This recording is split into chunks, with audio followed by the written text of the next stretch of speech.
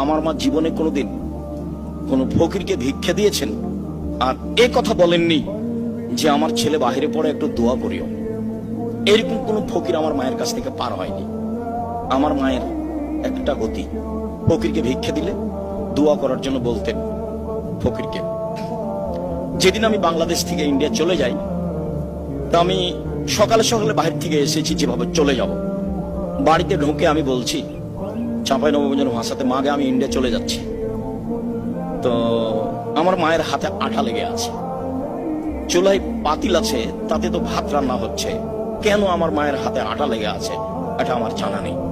আমার মা আমাকে বলছে যাস না, পুলিশে ধরে মারবে। তাই আমি বললাম না, আমি চলে গেলাম।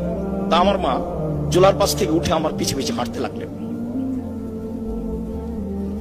এক পর্যায়ে যখন বুঝলেন যে আমি ফিরে আসবো না, বেশ কিছু পথ আমার মা আমার পিছে পিছে হাঁটলেন।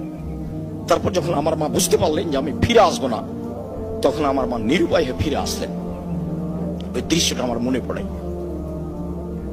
আমার মায়ের একটা কাজ আপনাকে স্মরণ করালাম, সেটা হলো এই, ফকিরকে ভিক্ষে দিলে আমার মা ফকিরকে দোয়া করার জন্য বলতেন। নিচে সবসময় দোয়া করতেন যেভাবে তিনি বুঝতেন।